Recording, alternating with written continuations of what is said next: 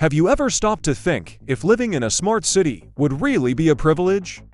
Or a technological trap disguised as progress? In the United States, where the promise of innovation is sold as synonymous with freedom and quality of life, so-called smart cities are being designed as the inevitable future. But behind all the shine of advanced technologies, is there a darker side that few are willing to face? Imagine living in a place where every move you make is monitored in real time. Cameras with facial recognition, sensors spread across every corner, algorithms analyzing your energy consumption, your daily routes, and even what you buy at the supermarket. They call it efficiency, but isn't it also a form of total control? And who will really benefit from these ultra-connected cities?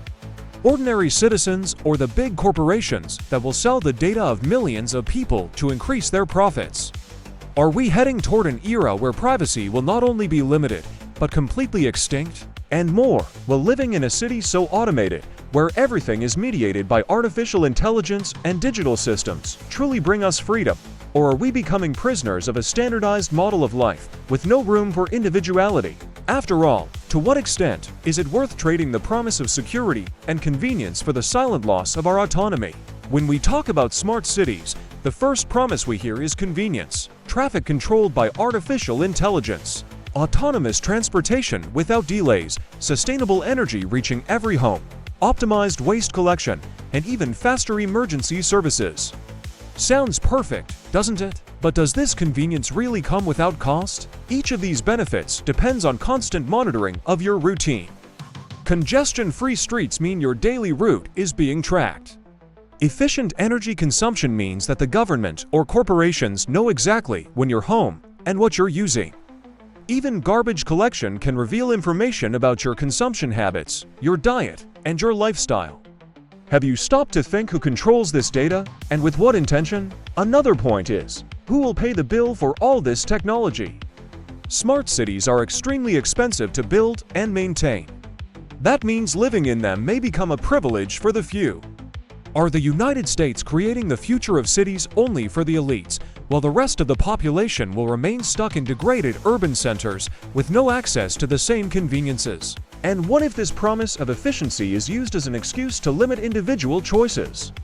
If AI decides you can only consume a certain amount of water or energy, would it be protecting the planet or controlling your life? In the end, the big question is, to what extent can the pursuit of convenience turn into a system of surveillance and social exclusion? One of the most advertised promises of smart cities in the United States is security.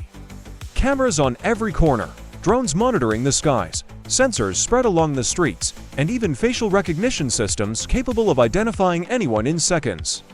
Sounds reassuring, doesn't it? But does this security hide a much higher price? Imagine living in a place where every step you take is recorded, every face scanned, and every movement archived in databases controlled by governments or corporations. You might even think, I have nothing to hide. But what if this data is used against you? What if a simple political disagreement, an incorrect opinion, or even a system error puts you on a suspect list? The promise of reducing crime may just be the disguise for creating an environment of mass surveillance. And more, who guarantees that these technologies won't be hacked or exploited for private interests? If today, there are already scandals of large-scale digital espionage, what will happen when an entire city becomes an interconnected system capable of tracking your life minute by minute? Moreover, does living surrounded by constant surveillance really generate security, or just the feeling that we are inside a luxury prison where every act is observed? The big question is, will the pursuit of absolute security end up turning us into prisoners inside our own smart homes? Living in a smart city in the United States may sound like a futuristic dream. Automated homes, autonomous transportation, clean energy controlled by artificial intelligence, and even cashier-less supermarkets where you just walk in and out with your purchases. But have you ever thought about what happens when all this technology fails? What if a power outage shuts down the entire system? What if a hacker attack paralyzes autonomous cars, digital hospitals, and even the water and energy supply? Would we be prepared to survive without the algorithms that control almost everything? Or would we be trapped in such extreme dependence that a simple blackout could turn the city into real chaos? Another point is the concentration of power. Who will control these systems? Private companies, profiting from every piece of data collected. Or governments able to use technology to impose rules and limit freedoms? Could the promise of convenience actually be nothing more than a massive mechanism of social and economic control? There is also the question of human forgetfulness.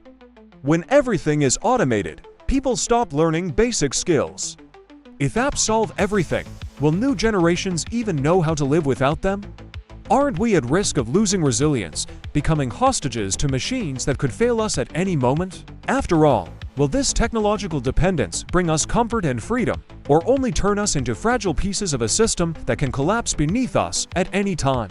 Imagine living in a city where every corner has smart cameras, every traffic light collects movement data, and even trash cans record what you throw away.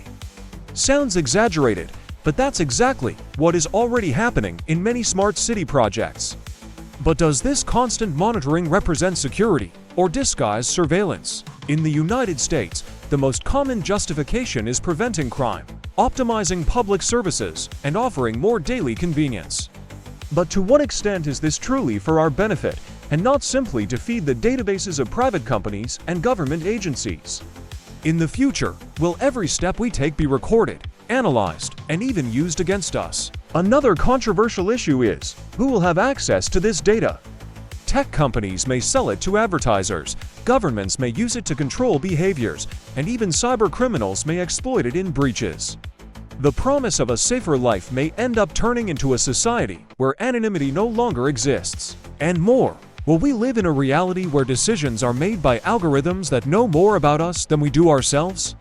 If your routine, preferences, and even emotions are monitored, who guarantees that you still have freedom of choice? Or will your decisions be shaped by the smart suggestions of the system? After all, will living in a smart city bring us more safety and comfort?